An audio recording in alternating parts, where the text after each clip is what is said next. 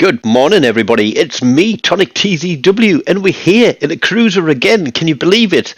We're in the Tier 7 Premium, the Suzuya, and as you can see from the splash screen, it's Kraken number 128. Now, it's Saturday morning. I've had a cup of coffee while I played this game, and then I thought, okay, we've got a Kraken. Let's do a video. Let's get it on the channel.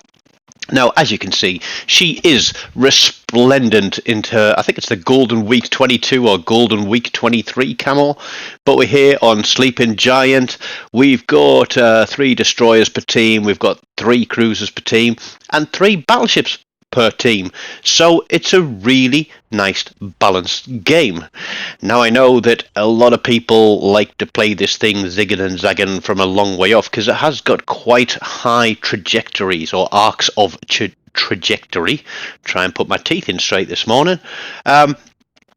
So you can get shots across the top, but as you all know, I'm a destroyer man, so if I'm playing any other class of ship, especially if I'm playing a ship that I'm not too familiar with, then I will generally play it cautiously until I get to grips with it. Now, knowing that there are 3 destroyers, there's bound to be one on A, one on B, one on C. So I'm going to try and cover our Friesland as he pushes in. We have got a battleship here with us too, and it looks like we're going to do a bit of a push. Now that's interesting to see that not everybody is going to sit back. I also know that the Suzuya is very fragile and that I am liable to a crossfire from across on CCAP, and that could turn out to be very painful. So that's one thing that I'm going to try and avoid. The way I look at Suzuya, it's a bit like the American light cruisers, where you can put out a lot of fire, but you can't take a hit very well. So, softly, softly, catchy monkey. We see the Sinop, we see a Plymouth. Now the Plymouth is not something that I want to be on the end of. You know, he's dropping his smoke. I'm thinking he's got to slow down. I fire my guns and I'm not detected, but it looks like those shells are going to land in front of him. So we're going to continue to put some fire on. Now, because all those ships appeared right there, we didn't exactly want to push straight into the centre of the map. Our Friesland did continue pushing straight into the centre of the map, and unfortunately he's being chased down by a München. Now the München has got his sonar on, which means that we are spotted, so we back off there a little bit, but there is absolutely no way that a Friesland is going to outgun a München, and the only torpedo that a Friesland has is the ship itself. We also see a plane go up on around the 10 o'clock position of ACAP. That means there's another ship behind there, and this is why it is important to pay attention to what's going on the minimap. Now, the right side, they are just going to kind of sit there and die for the most part. It is the weekend. You do get the more casual players on, and yeah, that's not going to work out well. But we haven't seen a destroyer yet. We've managed to secure BCAP, and now we are going to try and support this battleship and go in against this München. Now I'm running Yamamoto, but I forget to switch to AP because I don't know what angle this München is at, so I'm going to leave it on high explosive to get around the corner, and I'm going to try and judge this turn because I'm not spotted, so that I can put some torpedoes out towards that smoke screen where the Plymouth is, and then we're going to get our guns back in on the München inside ACAP. So there we go. I'm looking in completely the wrong direction now. There's one set of torpedoes. Now we're going to turn. He doesn't seem to be very active on his guns, and that to me says potentially torpedoes again. He's got one fire. There we go. He's going for the turn. Here come the torpedoes. I'm confident that we might be able to get around these, and that is kill number one, and we very narrowly avoid being torpedoed there, but we are spotted because we fire our guns. There's the Plymouth. He is getting absolutely knackered out there. We put a salvo out, and look of the Irish, we land a kill.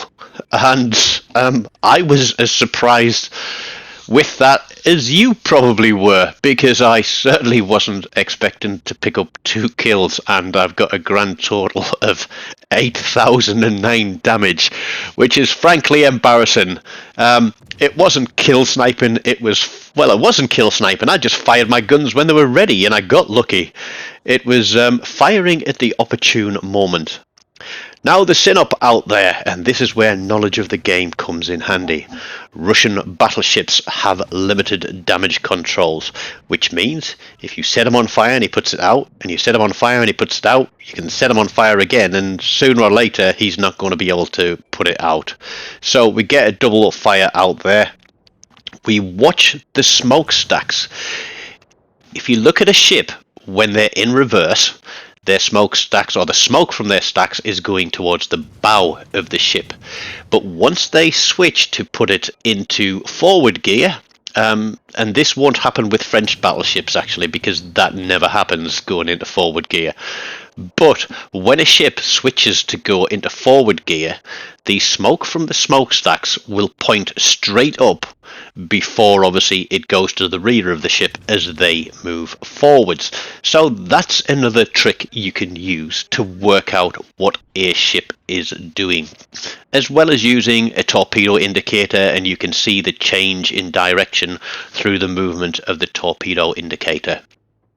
So those fires are ticking on the Sinop, and now we're looking at this Suzuya.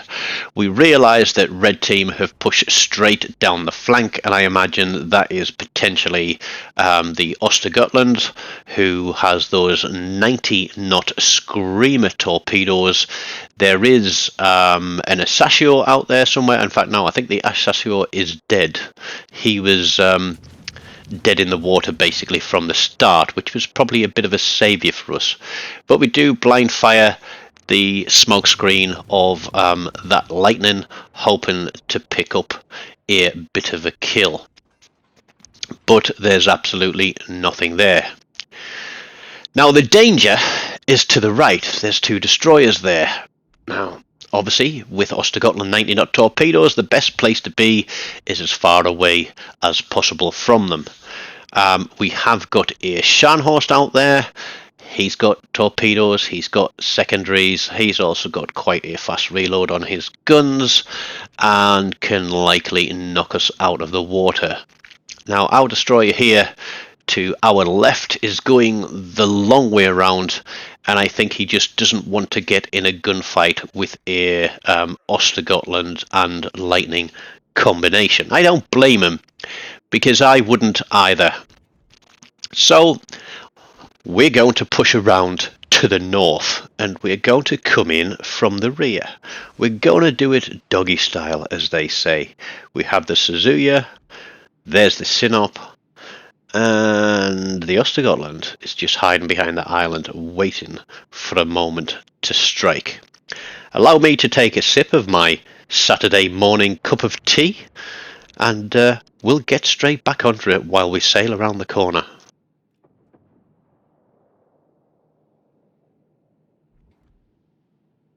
Now, as you can see, I've managed to retain all of my hit points up until this point in the game. And I'm debating, looking at the minimap, looking at what angle I can expect this Suzuya to be at when I come around this corner. And I decide at this range, I'm going to have a pop with armor piercing as we lose another ship. Now, we did control 3 caps, we now control 2. What we need to do to make sure a victory is to get as many caps as possible. So there's the Suzuya. I come around the corner. You'll notice that my sonar was running before I came around that corner, just in case that Suzuya puts torpedoes towards me.